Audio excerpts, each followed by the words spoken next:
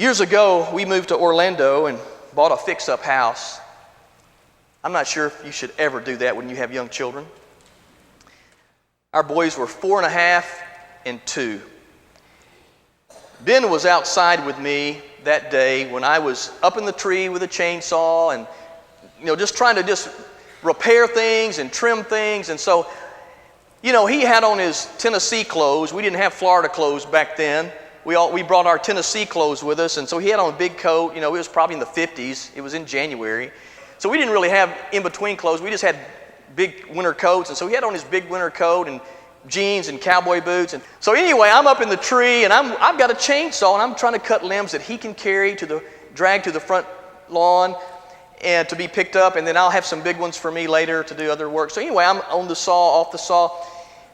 All of a sudden, I turn the saw off or down to change positions in the tree, and I heard something. Now just think of the timing of this. Just think of the timing. I heard a splash. It just happened just like that. I heard a splash. And what was it? My son had backed into our pool with a branch, a bigger branch than he could carry. Guess what's the number one killer of boys and girls in Florida? Drowning in their own pool. What if I had not turned that saw off at that second, that exact second? I don't remember much next because I threw that saw somewhere and I was under the in the bottom of the pool getting to him to go. I didn't run and jump on top. I just was underwater trying to get to him, to push him through branch and everything to get him out of there. The next most wonderful sound was when I heard him choke and spit and begin to breathe again. I will always be thankful to God that He saved my son, my most precious possession. We got all cleaned up. He was afraid. He was crying, and we got all that settled down. And I was trying not to encourage him. And when he was able to talk, what do you think he said to me? Do you think he said, "Thank you, dear Father, for risking yourself, cutting off one of your limbs to save me"? No, he didn't. He said this: I kicked. Tell Miss Sally I kicked. Guess who Miss Sally was? His swimming instructor just a few months before we moved. Her training may have saved his life.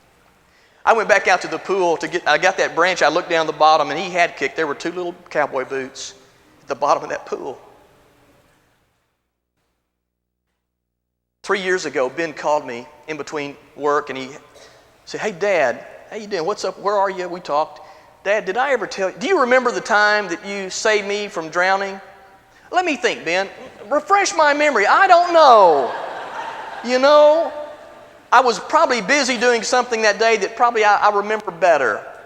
I said, "Son, I'll never forget that. That's branded in my heart forever and ever." He said, "Did I ever thank you?"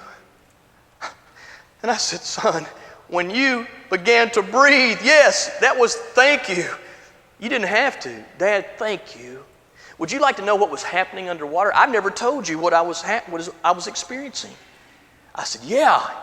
He said, "All of a sudden I realized I am about to die. It happened so quickly, and I looked up, I saw light," talking about the sun in the sky, but he just saw light through all the water. At the top there was light. And he just said, "I saw that light, and I just, underwater, prayed to God, 'God, help me.' And as soon as I said me, your arms were right around me."